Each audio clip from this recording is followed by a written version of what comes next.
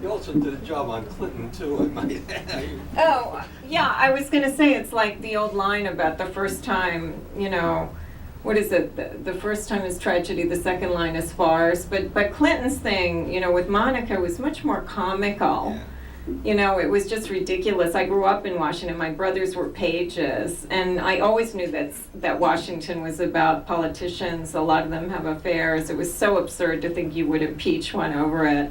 You know, so that was like writing about farce. That was ridiculous. But, you know, this is tragedy. But sometimes, like today, you try and just go at it in a lighter way to make a serious point. And the way in Shakespeare the fool says all the most serious things, it's just a way to lure the reader in, to try and make them feel that you're not giving them the same old rant when maybe you're giving them the same rant, because it's so amazing. You just have to keep saying over and over again, you know, these people are saying things are going great in Iraq, but things are not going great in Iraq. Wait, you have Yeah.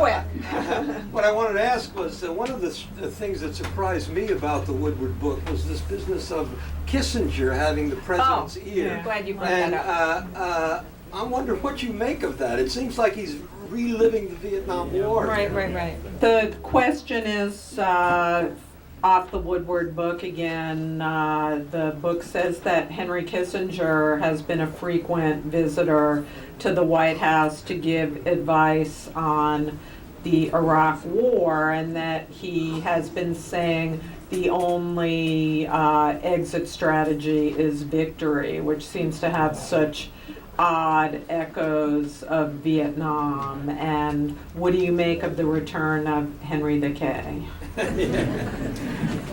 It's so funny because one of my mentors here, Mary McGrory, used to have these wonderful dinner parties where she would stay up late and drink brandy and talk about politics in this incredibly brilliant way. And she would just refer to Kissinger as the war criminal. She didn't even use his name. And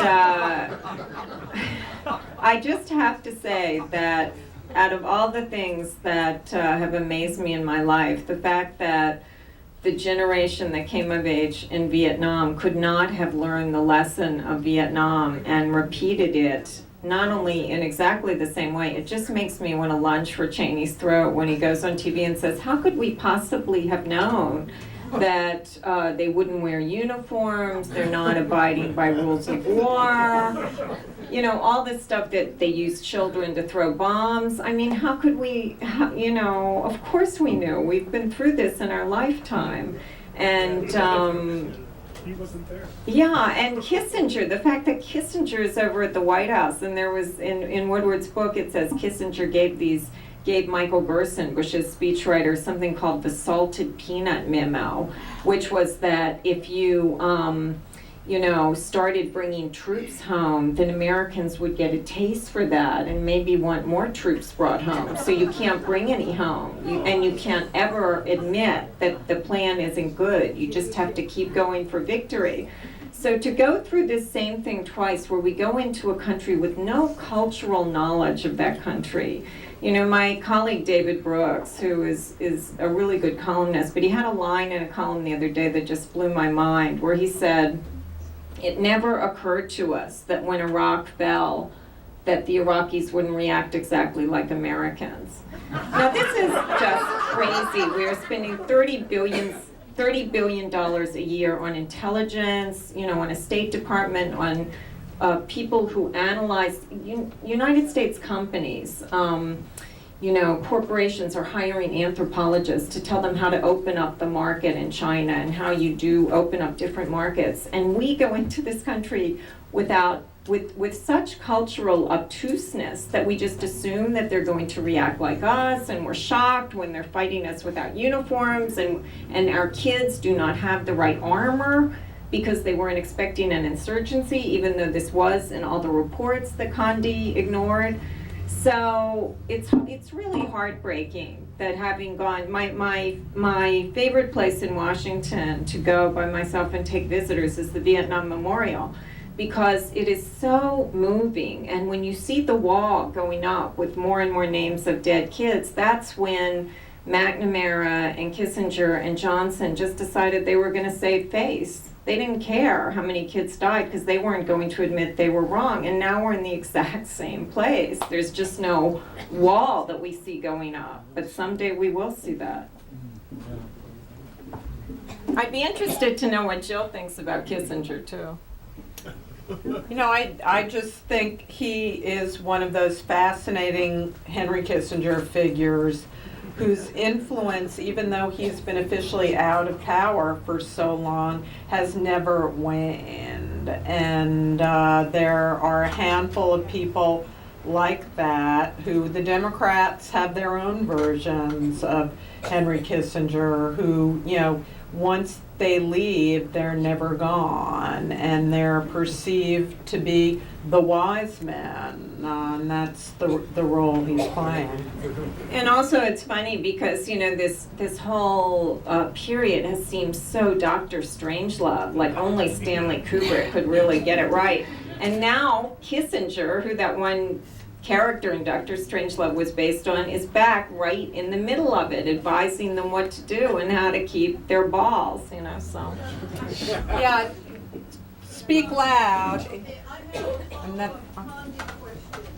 You mentioned Condi and her role as a tutor to W. Could you give me some ideas about the further depth of their relationship?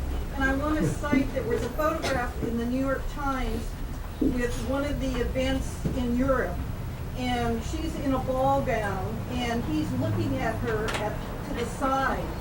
And I just wondered if there's a lot more to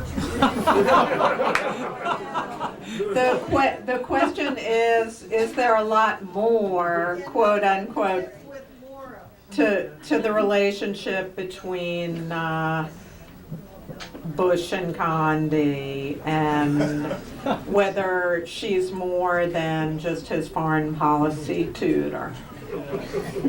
Bush himself made a joke about this the other day. He said, I'm reading in the tabloids that Laura's mad about me and Condi. But the funny thing about W is, you know, he's run the most sort of,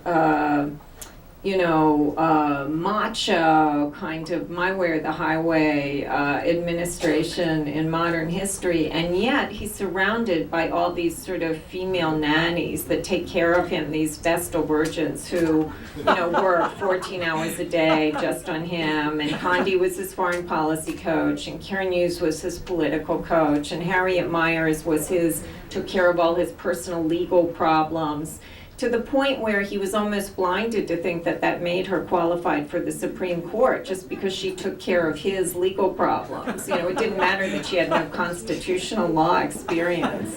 And so it's just funny that on the one hand he has this very macho administration, but on the other hand he has this cadre of women who take care of him.